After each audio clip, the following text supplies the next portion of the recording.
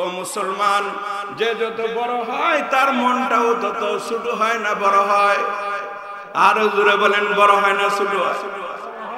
আমাদের পাকশিমলের চেয়ারম্যান একজন মেম্বার দায়িত্বশীল লোক পাকশিমলকে নিয়ে চিন্তা করে, সরাইলের একজন সরাইলকে নিয়ে চিন্তা করে, ব্রাহ্মণবাড়িয়ার দায়িত্বশীল ডিসি সাহেব ব্রাহ্মণবাড়িয়াকে নিয়ে চিন্তা করে, একজন এমপি, একজন মন্ত্রী, প্রধানমন্ত্রী, রাষ্ট্রপতি সারাটা বাংলাদেশ নিয়ে চিন্তা করেন।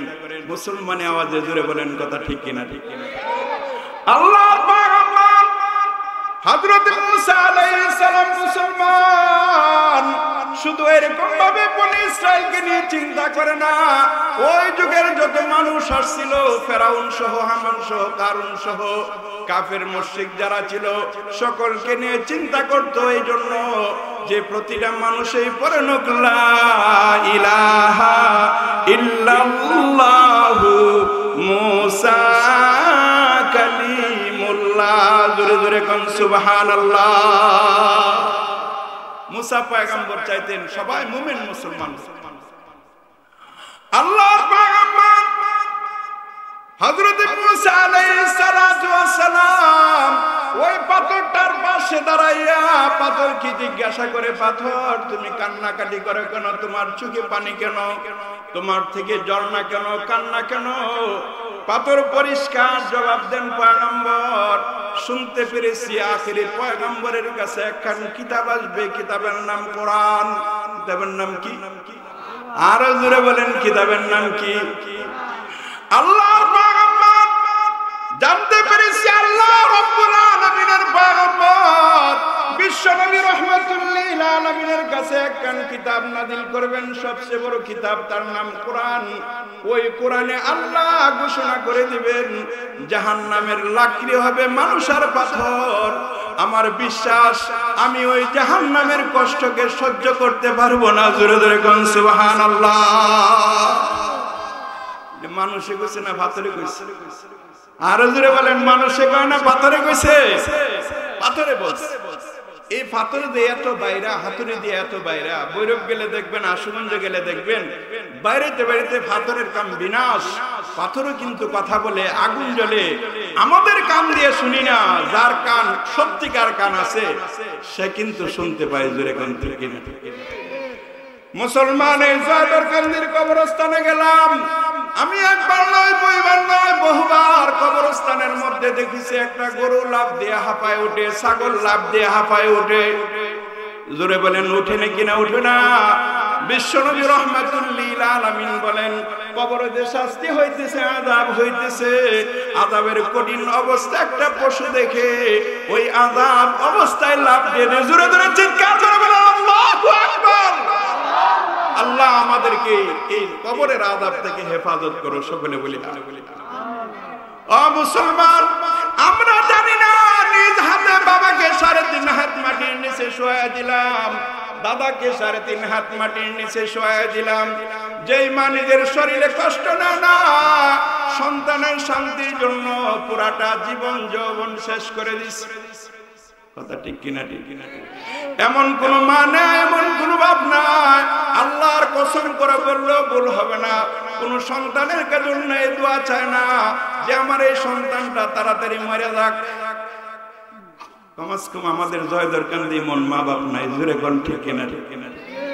কিন্তু আমরা আলেম আপনাদের দোয়া হয়েছি, জুমার নামাজের আগে গিয়া দোয়া চাই, আল্লাহ ও হুজুর, উস্তাদ জি, ইমাম সাহেব, হুজুর, আমার আব্বার অবস্থা ভালো না, মা বাহিরে গেলে ঘরে আসতে পারে না, ঘরে গেলে বাহিরে যাইতে পারে না, বড় কষ্ট আছে, দোয়া করেন, খতমে শেফার পানি দেন, তাড়াতাড়ি আমার আব্বা আম্মা দুনিয়া থেকে বিদায় হয়ে যাক। এমন মুসলমান সমাজে আছে না নাই? এটা আমি সাক্ষী, আমি সাক্ষী। মাতা পিতার এরকম কষ্ট দেখা সন্তান গিয়া উস্তাদদের কাছে, আলেম হাফেজদের কাছে দোয়া চায়, এই মা বাপ যেন দুনিয়ার থেকে কষ্ট থেকে চলে যায়। আসলে এটা কষ্ট থেকে চায়। যেই কথাটা বুঝাইতে চাইতেছি, মা বাপ কষ্ট না করে দুনিয়া থেকে বিদায় হয়ে যাক, সন্তান তার জন্য দোয়া চায়। কিন্তু যতই কষ্টে সন্তান থাকুক না কেন, মা বাপ তাদের জীবন যৌবন দিয়া আলেম ওলামা নয় সকলেরকে নিয়ে দোয়া করে আল্লাহ যেন ওই সন্তানটাকে দীর্ঘ হায়াত দান করেন। মুসলমানে আওয়াজে কোন জোরে কোন কথা ঠিক কিনা? ঠিক কিনা? বন্ধুরা আমার ভালো করে শোনার দরকার, ভালো করে আমাদেরকে জানার দরকার। আল্লাহর পয়গম্বর মুসা আলাইহিস সালাতু ওয়াস সালাম কোন মানুষের কথা বর্ণনা করেন নাই, একটা পাথরের কথা বর্ণনা করতেছেন। ওই পাথরটা বলে, পয়গম্বর ওই জাহান্নামের আগুনে আমি জ্বলতে পারবো না, এমন শক্তি আমার নাই। বলো কি করব? আপনার কাছে আবেদন, আমাকে যেন জাহান্নামের আযাব থেকে আল্লাহ নিষ্কৃতি দান করে দে, আমাকে হেফাজত করে। মুসলমানে আওয়াজে জোরে সোরে সকলে বলেন সুবহানাল্লাহ। এই পাথরের এই বুঝটা আছে। আমরা মুসলমান, আফসোস আমাদের মধ্যে এই বুঝ, জোরে বলেন এই বুঝ।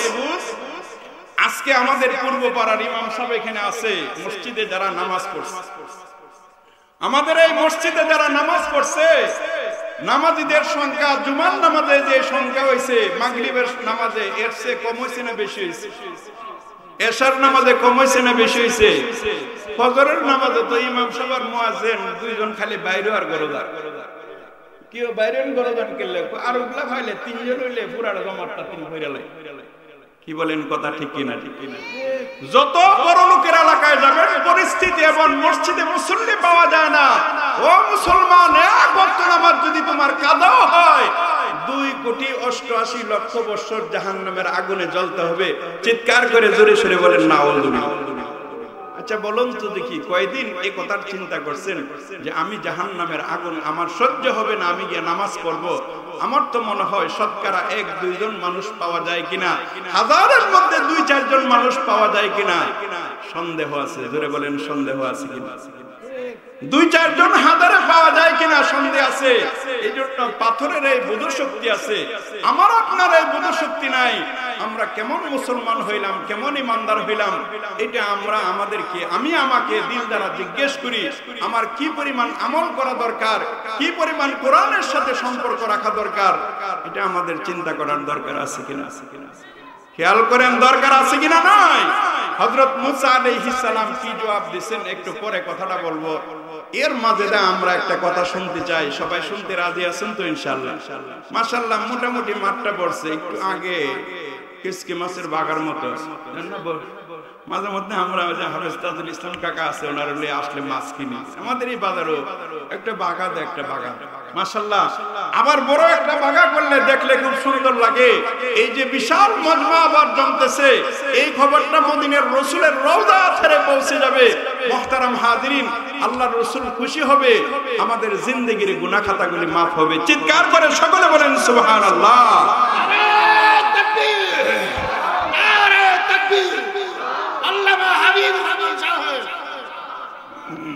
আমি আপনাদের সামনে সূরাতুর রহমান থেকে তেলাওয়াত করেছি। আসলে বিষয় অন্যটা ছিল যেখানে বলার, কিন্তু না বলেও পারি না, যেহেতু রজব মাস আসছে। এই রজব মাসের কিছু গুরুত্ব, কিছু ফজিলত এবং কোরআনের সাথে রজবের কি সম্পর্ক, মূলত কিছু কথা আপনাদের কাছে বলবো, যদি আপনারা দিল দিয়া শুনেন। কি বলেন, শুনতে রাজি আছেন তো ইনশাআল্লাহ? আপনি আপনার ব্যবসা প্রতিষ্ঠান, আমাদের জয়দরকান্দি পূর্বপাড়া বাজারে একটা ব্যবসা প্রতিষ্ঠান, কি বলেন ব্যবসায়ী মাঠে আছে কিনা? অরওয়াল দিলে তো আরো বড়, আশুগঞ্জ দিলে আরো বড়, ঢাকা দিলে তো কথাই নাই। 1 মাস 2 মাস আগ থেকে ডেকোরেশনের জন্য সাজায়। ডেকোরেশন করার পরে একজন হুজুরের দাওয়াত দেয়। সব দোকানে গেলাম দাওয়াত দেয়, কিন্তু আপনারা সব দোকানে দাওয়াত দিবেন না। 98-99 সালে আমি 95 ফারে গেছি, সম্ভবত 99 সালে জুমার নামাজ পড়ছি। পড়ার পরে যুবক পোলাপান দল বাঁধিয়েছে 8-10। হুজুর আমরা দোকানটা একটু উদ্বোধন করে দিতে হবে, দোয়া করে মিলাদ শরীফ করে দিতে। তো হুজুরের মিলাদের দাওয়াত দিছে, তখন তো পোলাপান না বয়স, চিন্তা করছি গেলে তো মিষ্টিও খাওয়ান যে, বাবার কিছু হাদিয়াও দেওয়া যাবে। আচ্ছা গেলাম, মিষ্টিও খামো, হাদিয়াও দিব। মাশাআল্লাহ দল বাঁধে নিস। নীতি নীতি শহরের দোকান তো এমন দোকানও ঢুকাইছে, এটার গ্লাসের মধ্যে ভিতরে কি আছে দেখা যায়, আর গ্লাসের মধ্যে যে ছবি আছে একটারও কাপড় চোপড় নাই, বেশিরভাগ ল্যাংটা, যদিও আছে আংশিক আছে। যুবকরা আসতেছে, কিসের এরকম পোস্টার হবে, এটা মোটামুটি সবারই ধারণা হয়ে গেছে। জোরে বলেন কথা ঠিক কিনা? ঠিক না? তো আমি করলাম বাবারে এটার ভিতরে কি হুজুর এটার ভিতরে দোয়া পড়ানো লাগবে আমি দোয়া পড়লে লাভ এটা হইব আমি গুনাহ না করেও গুনার ভাগী হয়ে গেল হুজুর এটা একটা কথা হইলেন আপনি দেখবেন দেখলে তো আমরা এনে দেখবো আমি তো তোরটাতে আমি হালাল করে দিলাম জায়েজ করে দিলাম সওয়াবের এরকম ভাবে সূরা ফাতিহা সূরা ইখলাস করে দোয়া পড়লাম কইরা দিয়ে গেলে যতদিন চালাইবে তোরা আকাম কইরা গুনাহ পাইবে আর আমি এমনি আকাম ছাড়াই আমার আমলনামায় গুনাহ পড়তে থাকবে জোরে সরে বলেন কথা ঠিক কিনা ঠিক আমি দোয়া পড়ি নাই ফিরে আইসা এই যে একটা দোকান সাজাবে কয়দিন আগে তার জন্য প্রস্তুতি নেয় কয় মাস আগে প্রস্তুতি নেয় টাকা পয়সা দোকান ভাড়া সবকিছু ব্যবস্থা করার পরে সে ব্যবস্থাপনা কইরা তারপরে দোকানটা উদ্বোধন করে বাজারের ইমাম সাহেবরে নিয়ে দোয়া করা বিভিন্ন এরকম আলেম ওলামা আশেপাশের ব্যবসায়ী দাওয়াত দেয় জোরে সোরে চিৎকার করে বলুন কথা ঠিক কিনা ঠিক আমরা জিজ্ঞেস করি তো আমরা যে পরকালের অনন্ত অসীমকালের একটা ব্যবসা করে দুনিয়া থেকে যাইতেছি পরকালে আমরা জান্নাতের তামান্না করে আমরা যাইতেছি কে কয়দিন চিন্তা করছি যে আখিরাতে কবরস্থানে কেমনে তাহুম কি আমার অবস্থা হবে আমি আমাকে জিজ্ঞেস করি কে কতদিন চিন্তা করছেন কে কতদিন প্রস্তুতি গ্রহণ করছেন আমার এর জবাবে 2-4-5 জন এই মাঠে হবে না যে আমি প্রত্যহ এই চিন্তা করতেছি মুসলমানে আওয়াজে জুড়ে বলেন কথা ঠিক কিনা ঠিক কিনা হ্যাঁ বন্ধুরা আমার কথা নয় বুখারী শরীফ প্রথম খণ্ডে বিশ্বনবী রাহমাতুল লিল আলামিন সাহাবায়ে কেরামকে নিয়ে বলতেছেন বুখারীর প্রথম খণ্ডে হাদিস বর্ণিত আছে ও আমার সাহাবীরা বলো দুনিয়াতে কতকাল তোমার থাকার সিকিউরিটি আছে কতদিন থাকতে পারবা হে জয়দরকান্দির যুবকেরা হে এলাকার যুবকেরা তুমিও চিন্তা করে বলো ওই যে জমিন রাখছো এরকম ভাবে 10 বছরের জন্য 5 বছরের জন্য দোকান রাখছো 100 বছরের জন্য তুমি তোমাকে জিজ্ঞেস করো কতদিন তুমি দুনিয়াতে থাকবে বিশ্বনবী রাহমাতুল লিল আলামিন সাহাবায়ে কেরামকে জিজ্ঞাসা করলেন দূর থেকে একজন সাহাবী বললেন ইয়া রাসূলুল্লাহ আমার তো মনে হয় আমি আজকে থাকবো আগামী কাল আমার থাকার কোনো সম্ভাবনা নাই জোরে সরে কইতেন না সুবহানাল্লাহ আরেকজন সাহাবীকে জিজ্ঞাসা করেন ইয়া রাসূলুল্লাহ ওই সাহাবীকে জিজ্ঞাসা করেন বিশ্বনবী রাহমাতুল লিল আলামিন সাহাবী বলো তো দেখি তুমি কতদিন দুনিয়ার মধ্যে বসবাস করবা ওই সাহাবী বলেন ইয়া রাসূলুল্লাহ আমার ভাই একদিনের ভরসা করে আমি একদিন এক বেলা এক নামাজ পড়ার পরে আবার সেই নামাজের মধ্যে আসতে পারবো কিনা এমন ভরসাও আমার হয় না জোরে জোরে কোন সুবহানাল্লাহ মুসলমান ভালো করে খেয়াল করা দরকার 3 নম্বর একজন সাহাবী বলেন আল্লাহর নবী সাহাবী বলেন ইয়া রাসূলুল্লাহ আমি এক নামাজ থেকে এক নামাজ পর্যন্ত এমন নয় আমি আমার ঘাড় ডান দিকে ফিরাইছি আমার সাহস হয় না বাম দিকে ফিরাবো কিনা এর আগেই হয়তো আমি দুনিয়া থেকে বিদায় হয়ে যাব জোরে কোন সুবহানাল্লাহ আমরা চিন্তা করতেছি আগামীকাল সকালে করাতালে একটা ডিম বাজি দিয়া টিম ফুস কইরা খুব বাজারে গিয়া রুটি খামু এই চিন্তা করে আমরা আজকে মাহফিল থেকে যাইতেছি তুইও আইস আমিও যাবো দুইজন বন্ধু জোরে বলেন কথা ঠিক কিনা ঠিক না আবার এটাও চিন্তা করতেছে হেরে লয়ে গেলে আমার ফ্রি হইব বাইশাম আপনি টিয়া দেওয়ান লাগতো না আমি দিয়ালাই তো আমার টেহ থাকলো 20টি নাস্তাটাও খাইলাম কথা ঠিক কিনা ঠিক না মুসলমান সাহাবী যদি একধারে এরকম ঘাড় ফিরানোর পরে আরেক ধারে ঘাড় ফিরানোর এরকম সাহস না করতে পারে আমি আপনি কিভাবে করি আমার নবী আপনার নবী বিশ্বনবী রাহমাতুল লিল আলামিন বলেন তোমরা তো ঘাড় ফিরাইবার চিন্তা করো আমি চোখ ফাতে দিয়া বন্ধ করব এমন সাহস ও এমন চিন্তাও আমি করতে পারি না জোরে জোরে চিৎকার করে বলেন সুবহানাল্লাহ হ্যাঁ বন্ধুরা ভালো করে খেয়াল করা দরকার এজন্য বিশ্বনবী রাহমাতুল লিল আলামিন রজব মাস আসলে বুখারীর রওয়ায়াতে মিশকাত শরীফে বর্ণিত আছে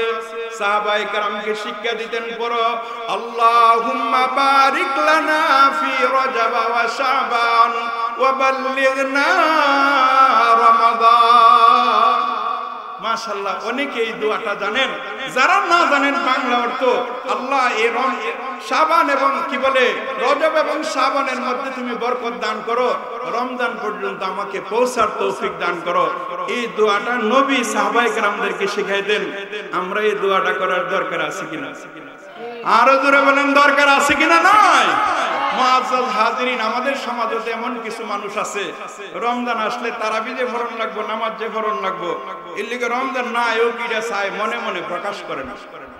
কি বলেন, এমন আছে কিনা নাই? একটা গল্প বলি, ছোট্ট একটা গল্প। এক বেটা হুজুর থেকে ওয়াজ শুনছে, রমজানের চাঁদ দেখলে রোজা রাখবা, আর রমজানের এরকম শেষ চাঁদ দিকে শাওয়ালের চাঁদ দিকে রোজা ভাঙবা। এই বেটা খুব চালাক মানুষ। সমাজে কিছু চালাক চতুর মানুষ আছে না, আমাদের এই মেয়ের মতো না, চালাক চতুর মানুষ, যারা এই স্টেজে বসে যায়, মুরব্বী নামাজ কালাম পড়ে, এরাও তো বিহুব মনে করে। আর যারা বেনামাজি হয়, বেলাদা হয়, বেহায়া হয়, বেশরম হয়, আকাম টুকামের সাথে লিপ্ত থাকে, এদেরকে সমাজের মধ্যে চালাক মনে করে, চিৎকার করে সকলে বলেন নাউজুবিল্লাহ। রাসূল বলেন, আল কাইয়িসু মান দানা নাফসাহু ওয়া আমিলা লিমা বাদাল মাউত। ওই লোকটা সবচেয়ে বড় চালাক, যে এরকম নিজের আত্মপরিচয়, নিজের পরিচয় জানে এবং পরকালের আমল করে। রাসূল যেটাকে বলছেন চালাক, আমরা কইডারে বিহুব, আর রাসূল যেটাকে বরবাদ বলছেন, আমরা এটারে চালাক মনে করি। জোরে জোরে চিৎকার করে বলেন কথা ঠিক কিনা, ঠিক কিনা? থানবী রহমাতুল্লাহ আলাইহি পছন্দিদা ওয়াকিয়াতের মধ্যে লেখছে, এমন চালাক চতুর, বেনামাজি, বেলাদা, বেহায়া, বেশরম সমাজের মধ্যে অপকর্ম নিয়ে চলাফেরা করে। হে চিন্তা করছে, সানও দেখতাম না, রোজাও রাখতাম না, সানও দেখতাম না, সান না দেখলে সমস্যা কি? উপরে না চাইলে তো সান দেবে। নরসিংদী আমরা প্রথম গেছি, পরে নরসিংদীর কোন মানুষ থাকলে এটাও জানে, পোলাপান মিছিল করছে।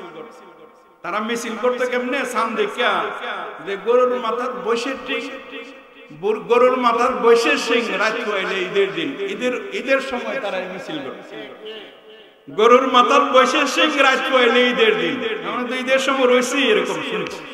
এটা কথার কথা আর কি। আমাদেরও, আমরাও ছোট্টবেলা চাঁদ দেখলে মাশাআল্লাহ ফুলামান একসাথে জমা, এত ফুলামান তো বাসকিনা আসিনি, কম আসিল, তো এই জন্য আমরা কমে মিল্লা সান দেখে একটা হুড়াহুড়ি করছি, চিল্লাচিল্লি করছি, এখনো করে। জোরে কোন কথা ঠিক কিনা, ঠিক না? এটা সান দেখতো না, রাত পাইলে ঈদের দিন আর রাত পাইলে রমজান, এটা দেখতো না। তো না দেখে গ্রামের মানুষ আছেন, চালাক চতুর আছেন, আবার গ্রামের মানুষ আছেন গরু বাবু। গরুরে সন্ধ্যাবেলা তো পানি খাওয়ানো লাগে, গরুরে গরু ডুহাইবে, পানি খাওয়ায় ডুহান লাগতো না, তো গামলার মধ্যে পানি দিছে, লবণ দিছে, সবকিছু দিছে, এরকম মাঠ দিছে, ফ্যান ট্যান দিছে, দিয়া সেরে পানি খাইবার লাগি দিছে, দিয়া গরু যখন মুখ দিছে, এটা লাড়া দেয়ার তাও নিচে খাইছে। তো এই পানির মধ্যে চাম দেখা যায়, তো কুফাইরা চান, এটা চাইছিলাম দেখতাম না, রোজা রাখতাম না, এটাকে গামলার ভিতরে ঢুকছে। এমন এমন চালাক মুসলমান আজও সমাজে আছে। জোরে কোন কথা ঠিক কিনা, ঠিক কিনা? হ্যাঁ বন্ধুরা, আল্লাহর পয়গম্বর বিশ্বনবী রাহমাতুল্লিল আলামিন বলেন, উম্মত তোমার যখন রজব মাস চলে আসে আর ঘুমানোর সময় নাই, আম্মা জান আয়েশা সিদ্দিকা রাদিয়াল্লাহু তাআলা আনহা বলছেন, বিশ্বনবী রাহমাতুল্লিল আলামিন এমনিই তো আসার পরে ঘুমাইতেন না সাধারণত, কিন্তু রজব মাস আসার পরে আসার নামাজের পরে মুসাল্লায় দাঁড়ায় যেতেন। বিলাল আস-সালাতু খায়রুম মিনান নাওম, ঘুম থেকে নামাজ বাবা এরকম আওয়াজ দিতেন। আর বিশ্বনবী বলতেন, আসসালামু আলাইকুম ওয়া রাহমাতুল্লাহ। জোরে জোরে কোন সুবহানাল্লাহ। নবী তো শিক্ষা দিবেন, সারা রাত তোমরা আমল করো, না পারলে অর্ধরাত আমল করো। আর আমরা রজব মাস আইছে, একটু ঠান্ডা, নাকের মধ্যে বালা করে ডিফা লাগায়া, এরপরে কম্বল যে ফুলা আনছি না 10 বছর আগে, এটা হলো ইন্দুরে খাই লাইছে, ইডই গায়ে দেয়া, এসির ভিতরে ঘুমা। কি বলেন, এমন মুসলমান আমাদের সমাজে আছে কিনা? আরো জোরে চিৎকার করে জোরে সুরে বলুন, আছে কিনা? এই জন্য ভালো করে খেয়াল রাখতে হবে। শুধুমাত্র রং তামাশা করলে হবে না। রজব মাসের সম্ভবত আজকে 7 তারিখ, রজব মাসের 1 তারিখ আসলে লাল ছালুর পাটি, আগে বিশ্ব রোড থেকে নিয়ে ঢাকা পর্যন্ত প্রতিটা মোড়ে মোড়ে ডেক বইতো, ডেগের উপর মধ্যে একটা লাল কাপড় থাকতো। আর তোমরা কি করবা? খাজার নামে সিন্নি করতাম। তাই জোরে সুরে চিল্লে সকলে বলেন নাউজুবিল্লাহ।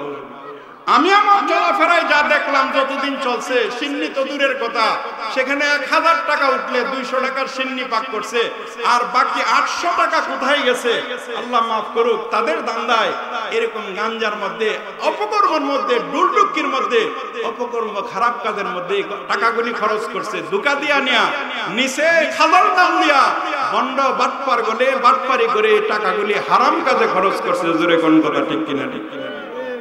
গত রাত্রের আগের রাত্রে হঠাৎ করে আমার কাছে রিং আসলো, আমাদের নরসিংদীর এমন খাজার নামে সিন্নি সাজাইছে। কার নামে সিন্নি সাজাইছে? আরো জোরে বলেন কার নামে? খাজার নামে। খাজা আজমিরি রহমাতুল্লাহি আলাইহি, মঈনুদ্দিন চিশতি রহমাতুল্লাহি আলাইহি, রজব মাসের, যারা আপনারা লেখাপড়া জানেন ওনার জীবনী দেখেন, রজব মাসের 1 তারিখে গিয়ে ওনার খানকায় ঢুকছে, 6 তারিখে ওনার লাশ বাইর করা হয়েছে। যদি তোমরা খাজার নামে 6 তারিখ সিন্নি করো, উনি যদি 5 তারিখ মইরা থাকে তোমার সিন্নিটা বেতা। যদি উনি 4 তারিখ মইরা থাকে, ইন্তেকাল করে থাকে, তোমার সিন্নি বেতা। 1 তারিখ হইলে আরো ব্যথা। এগুলির কোনো কি নাই, এরকম কি নাই, মৌলিকতা নাই। এই জন্য খাজার নামে যদি তুমি দোয়া দরুদ করো, আল্লাহর কাছে কান্নাকাটি করো, সওয়াব পাইবা। কই ফাইলা লাল শালু দিয়ে, টাকা দিয়া, খিচুড়ির নাম দিয়া, গাঞ্জার আড্ডা দিতা। আল্লাহ আমাদেরকে হেফাজত করুক, সকলে বলি আমিন। আরো ধরে মুসলমানে আমাদের বলেন আমিন। আজকে সমাজের মধ্যে সওয়াবের নামে গুনার কাজ করে, সেটা চিন্তাও করে না আমি কই কি কাজ করতেছি, কোথায় আমার ঠিকানা। আজকে সওয়াবের নাম দিয়ে কাজ করে, মসজিদে দান করো সওয়াব হবে, যত দিতে পারো মাদ্রাসায় সওয়াব হবে, গরিব মিসকিনকে যত দিতে পারো সওয়াব হবে। পয়সা থাকলে ব্রিজ বানাও, পয়সা থাকলে টিউবওয়েল বসাও, পয়সা থাকলে পুকুর বানাও, আল্লাহ পাক সদকায়ে জারিয়ার সওয়াব দান করবে। কিন্তু তুমি তো এত বড় বেকুফ, এত বড় ভণ্ড, এত বড় অসভ্য, এমন জায়গায় খরচ করো যেই পয়সাগুলি জুয়ার রাস্তায় খরচ হয়, যেই পয়সাগুলি এরকম ভাবে গুনার রাস্তায় খরচ হয়। শুধু তাই নয়, এই প্রতিটা পয়সার জন্য তোমাকেও আল্লাহর কাছে জবাবদিহিতা করতে হবে। যে এই টাকাগুলি দেয় তাকেও জবাবদিহি করতে হবে। জোরে সোরে চিৎকার করে বলুন নাউল। মাওলানা ইমরান হোসেন আজহারি, মাশাআল্লাহ, আমি অন্তর দিয়ে দোয়া করি আমাদের গ্রামের জন্য, অনেক কিছু করতেছে। আমরা দোয়া করি আল্লাহ তার হায়াতের মধ্যে বরকত দান করুক, সকলে বলি আমিন। এটা আমি কেমনে বলবো? আমার চাচার জানাজা আমি বলছিলাম, এই জয়দরকান্দির মাটির বড় দাম, বড় মূল্য। মাটির দাম কেন হয়? সারা পৃথিবীর মধ্যে খানায় কাবার এরকম এলাকার মাটির দাম বেশি। একটা সিটে একটা লোক 15-20 দিন থাকলে কমপক্ষে বাংলাদেশি টাকায় যে নির্ধারিত সময় প্রায় 80 থেকে 1 লক্ষ টাকা খরচ হয় 15-20 দিন থাকতে। এই জায়গার মাটির দাম কম না বেশি? যদি একটা সিটে থাকলে বাংলাদেশে 1 লক্ষ টাকা 15-16 দিনে লাগে। মুহতারাম হাজিরিন, 1 বিঘা জমি যার আছে, আধা বিঘা জমি যার আছে, কত কোটি টাকার মালিক। মুহতারাম হাজিরিন, এত বড় সম্মানিত কেমনে হয়েছে? সেখানে আল্লাহর ঘর খানায় কাবা আছে, প্রতিদিন 120টা রহমত আল্লাহর ঘরের উপর নাজিল হয়। মুসলমানে আওয়াজে জোরে সোরে চিৎকার করে বলেন সুবহানাল্লাহ। আমি কেন বললাম এই গ্রামের মাটির দাম বেশি? এমন কোন মহল্লা পাওয়া যাবে না, এমন কোন বাড়ি পাওয়া যাবে না যেই বাড়িতে একজন হাফেজ আছে, না হয় একজন আলেম আছে। কথা ঠিক কিনা? ঠিক কিনা? বলেন না কেন? কথা ঠিক কিনা? ঠিক না? আপনি কইলেও ঠিক, না কইলেও ঠিক। এই যে আলেম ওলামা এই গ্রামে জন্ম হয়েছে, হাফেজে কোরআন জন্ম হয়েছে। আজকে যদি একটা জানাজা হয়, আমি আমার বাড়িতে হঠাৎ করে আমিও আসছি পেরেশানি হইয়া, বহু হাফেজ আলেমের মজমা হয়ে গেছে, ছাত্রর মজমা হয়েছে। এত আলেম হাফেজ একটা এরকম বিচ্ছিন্ন এলাকায় হওয়া, নিশ্চয়ই সেই মাটিটার বড় দাম রয়েছে। সুতরাং আপনারাও দামি, দামি মাটির মধ্যে আপনারা বসবাস করতেছেন। জোরে বলেন কথা ঠিক কিনা? ঠিক কিনা? শুধু তা নয়, আল্লাহর পয়গম্বর বিশ্বনবী রাহমাতুল লিল আলামিন বলেন, উম্মত যে এলাকার মধ্যে কোরআন তেলাওয়াতের ব্যবস্থা হবে, আর রহমান আল্লামাল কোরআন, কোরআনের শিক্ষক হলেন মহান আল্লাহ। জোরে বলেন কে? আরো জোরে চিল্লায় বলেন কে? আল্লাহর কালাম, আল্লাহর কালাম যে এলাকার মধ্যে তেলাওয়াত হবে, ধারাবাহিকভাবে উস্তাদ আল্লাহ, আমাদের উস্তাদ থেকে আমরা এই কোরআনকে শুনেছি, কোরআন তেলাওয়াত শিখেছি। এই যে কোরআন তেলাওয়াত করলাম, ওই কোরআন তেলাওয়াত দ্বারা আমি যেরকম সওয়াবের ভাগীদার হয়ে গেলাম, আমার এলাকার কবরস্থানগুলিতে মধ্যে আল্লাহ এমন সওয়াব দান করবে। ওই কোরআন তেলাওয়াতকে ওসিলা করে কবরবাসীদের কবরের আযাব আল্লাহ ক্ষমা করে দিবে। এই জন্য মুহতারাম হাজিরিন, কোরআনের আওয়াজ যেখান থেকে আসে, কোরআনের কথা যেখান থেকে আসে, আল্লাহর কালামের কথা যেখান থেকে আসে, সেই এলাকায় যাওয়ার দরকার, সেখান থেকে বরকত নেওয়ার দরকার। এটার দ্বারা আমার জীবনের আমূল পরিবর্তন ঘটে যাইতে পারে। আল্লাহর কুদরত দেখে আমাদের জীবনের আমূল পরিবর্তন ঘটে যেতে পারে। জোরে বলেন পারে কিনা? পারে কিনা? হাদিসের কথা নয়, ওলিদের কাহিনী ঘটনার মধ্যে বর্ণনা আছে। হযরত জুন্নুন মিসরি রাহমাতুল্লাহ আলাইহি, আপনাদের কষ্ট হইতেছে? কষ্ট হইতেছে আপনাদের? অল্প সময় কথা হবে ইনশাআল্লাহ। সবাই মহব্বতের সাথে বসতে রাজি আছেন তো ইনশাআল্লাহ? একটু হাত উঠানছেন কারা কারা বসতে রাজি আছেন? মাশাআল্লাহ, নারায়ে তাকবীর, মাশাআল্লাহ। আল্লাহ কবুল করুক, সকলে বলি আমিন। লোক বাড়ছে না কমছে? আরো জোরে বলেন, বাড়ছে না কমছে? আরো আসবে ইনশাআল্লাহ, কারণ দোয়া তো সবার দরকার। আমি এক দোয়ার অনুষ্ঠানে বলছিলাম, এক মন্ত্রী সাহেব ইচ্ছা মতো বক্তে বক্তে আঙ্গুর আমিন সাহেবেরও বলছে, আমি নাম বলবো না, বহুদিন আগে আঙ্গুর আমিন সাহেবেরও বলছে, আরো অনেকে বলছে। বলার পরে মন্ত্রী, তৎকালীন তিনি মন্ত্রী ছিলেন, আমি মন্ত্রী সাহেবের বক্তব্যের পরে আমি এই দোয়ার অনুষ্ঠানে বলছি যে দোয়ার মজলিসটা হলো একটা খেটে খাওয়া মানুষের জন্য দোয়ার দরকার আছে, এদেশের প্রেসিডেন্টেরও দোয়ার দরকার আছে, ব্যক্তির জন্য, সমাজের জন্য, কারোর জন্য আলাদা করে নেওয়া এটা কখনো শিক্ষিত মানুষের কাজ না। জোরে বলেন কথা ঠিক কিনা? ঠিক কিনা? পরে দোয়া শেষ করার পরে কয় যে হুজুরটার বাড়ি করে তো কইছে, ওনার ছোট ভাই বলছে, মন্ত্রীর ছোট ভাই, যে হুজুরের বাড়ি তো ব্রাহ্মণবাড়িয়া, কইলে কে বুহের ভাড়া সব। এরপরে আমারে উনি 1000 টাকা হাদিয়া দিছে, আমাকে 1000 টাকা হাদিয়া দিছে মন্ত্রী মহোদয়। এখন উনি মন্ত্রী না, 1000 টাকা হাদিয়া দিছে। আমি বললাম আমি নিয়ে কি করব, আমি তো ভিক্ষুক নয়, আমি তো একজন আলেম, মাদ্রাসায় এতিমখানায় দেন। আলহামদুলিল্লাহ 50,000 টাকা এতিমখানায় দিছে। ওই যে আগে টনটান কইছে, আমি যখন সুদামতে যুক্তিটা কইছি, ওরে মাদ্রাসা 50,000 পাইছে। মাশাআল্লাহ, এতিমদের উপকার হইছে। জোরে সোরে চিৎকার করে বলুন কথা ঠিক কিনা? ঠিক না? এইজন্য যে কথাটা আমি বলতেছিলাম সহজভাবে, মুহতারাম হাজিরিন, যে কথাটা আমি সহজভাবে আপনাদেরকে বুঝাইতে চাইতেছি, সেই কথাটা হলো আমাদের এই দোয়ার জন্য, কোরআনের মহব্বতে দোয়ার জন্য আমাদের সকলেরই তৈরি হওয়া দরকার। জোরে বলেন দরকার আছে কিনা? নাই। কোন সময় কেমনে আমরা মাফ হয়ে যাবে এটা কিন্তু আমাদের জানা নাই। জুন্নুন মিসরি রাহমাতুল্লাহি আলাইহি উনি ভালো মানুষ আছেন না, একটু উল্টা পাল্টা মানুষ আছেন। কেমন সমাজের মধ্যে উল্টা পাল্টা মানুষ আছে কিনা? নাই। আরো জোরে বলেন আছে কিনা? নাই। আমি মাঝে মধ্যে দেখি মাদ্রাসায় গাড়ি রেখে যখন মাদ্রাসায় গিয়ে ঢুকি, আশেপাশে ফুলাফান খালি এরকম ভাবে বাতাস বাইরেতেছে, অন্ধকার রাত্রিতে দাঁড়ায় দাঁড়ায় বাতাস বেরিয়েছে। আমি এটা প্রায় লক্ষ্য করে দেখি। তো একদিন হঠাৎ করে আমি বললাম, কিরে তোরা কি করস? কিরে কইছি করে সব দৌড়। পরে খবর পাইলাম কি জানি একটা লাগায় রাখলে বলে হগুলো এটা দা বাবাইতে রে, কি বলে নিসিদি না কিসিদি কো, কি বলে ওয়াইফাই কো, ওয়াইফাই লাগায় রাখছে স্কুলের মধ্যে, বাইরে দেখারা বাইরেইতেছে, গুনার কাজ করতেছে। জোরে সোরে চিৎকার করে বলুন নাউজুবিল্লাহ। এমন বেজাল প্রকৃতির লোক ছিল হযরত জুন্নুন মিসরি রাহমাতুল্লাহি আলাইহি। উনি যখন দিনদার, পরহেজগার, মুত্তাকি, আল্লাহওয়ালা হয়ে গেলেন, জিজ্ঞাসা করে, ভাই কত মানুষ তো কত কারণে মানুষ হয়, তুমি কেমনে মানুষ হইলা?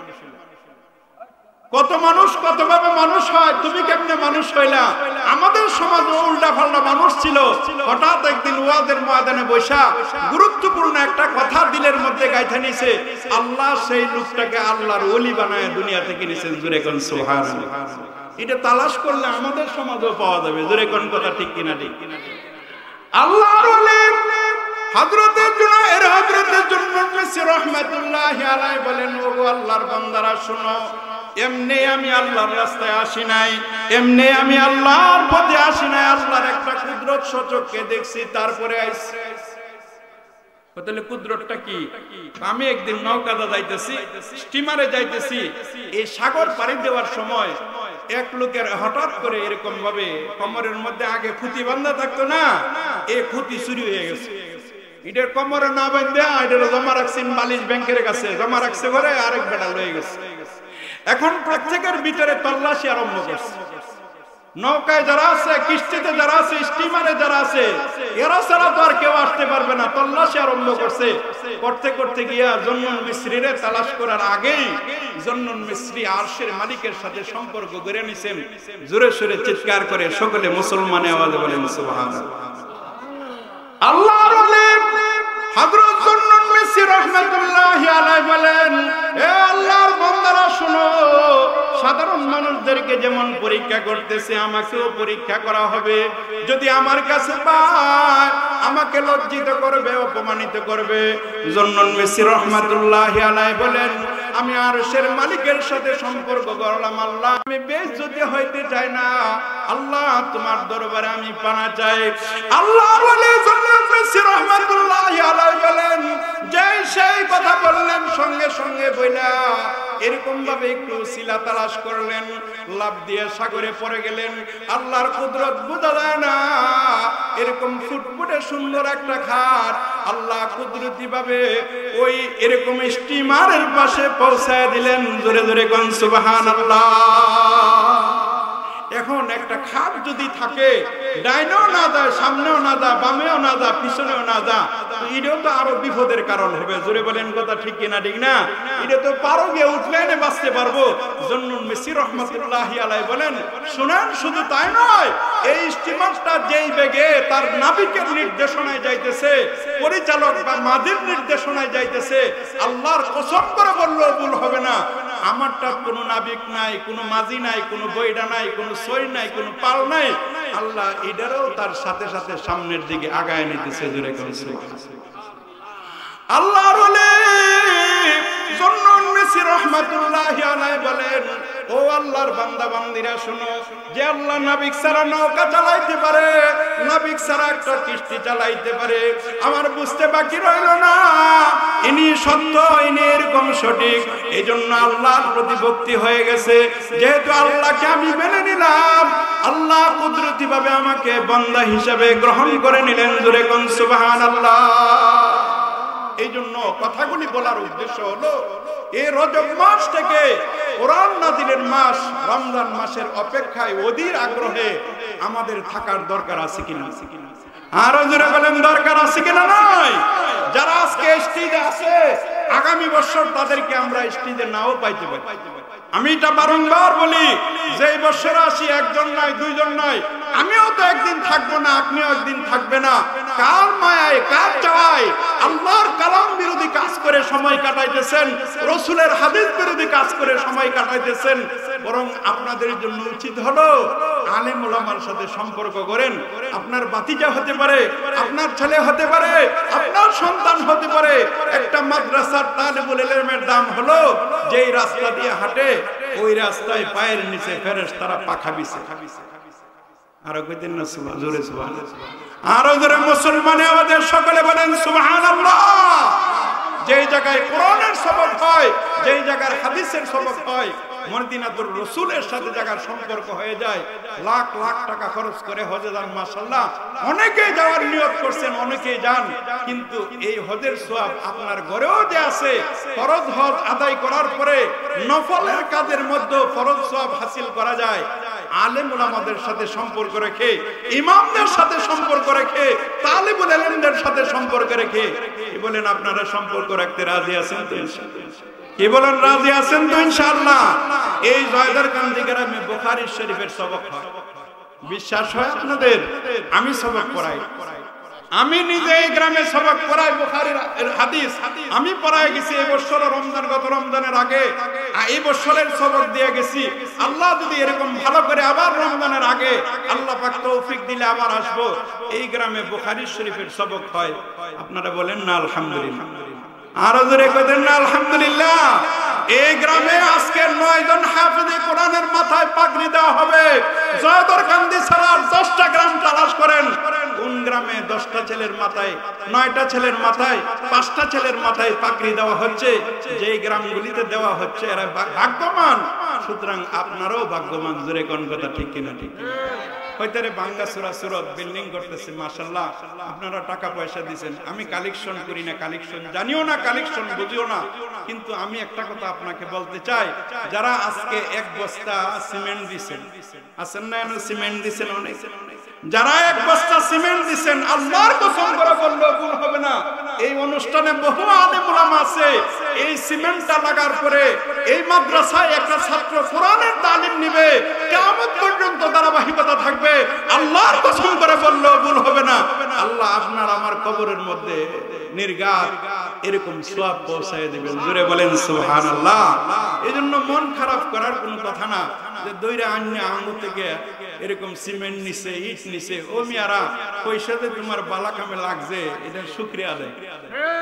পয়সাতে ভালো কাজে লাগছে, শুকরিয়া আদায় করা দরকার। মাদ্রাসা না হইতো পয়সা লাগানোর কোনো কথা ছিল না। আমার জানা মতে পূর্বপাড়ায় এক ভাই একটা সুন্দর রাস্তা করছে ব্যক্তিগত উদ্যোগে, আমি নাম বলতে চাই না, জোরে কোন কথা ঠিক কিনা ঠিক না? আমি আমার জীবনে আমার এরকম কিশোরকালে আমার জীবনে এই রাস্তা দিয়ে বহু প্যাকাদা ভাঙিয়ে গেছি। আল্লাহর কসম করে বলবো ভুল হবে না, নেক নিয়তে সেই কাজটা করে থাকলে তার কবরের মধ্যে আল্লাহ পাক সদকায়ে জারিয়ার সওয়াব দান। জোরে কইতেন না সুবহানাল্লাহ। মুহতারাম হাজিরিন, আসুন রজব মাস সম্বন্ধে আরো দুই একটা কথা বলি। কি বলেন, শুনতে রাজি আছেন আপনারা ইনশাআল্লাহ? আমাদের প্রধান যিনি বক্তা উনিও চলে আসছেন। মুসলমানে আমাদের সকলে জোরে সরে বলি আলহামদুলিল্লাহ। মুহতারাম হাজিরিন, এজন্য দুয়ার একটা পরিবেশ করা দরকার, দুয়ার একটা পরিবেশ করা দরকার। আল্লাহ কবুল করুক, সকলে বলি আমিন। নারে তাকবীর, আল্লামা কাসেমী সাহেবের আগমন, প্রধানমন্ত্রীর আগমন, সাংবাদিক সাহেবের আগমন। নারে তাকবীর, প্রধানমন্ত্রীর আগমন, কাসেমী সাহেবের আগমন। নারে তাকবীর।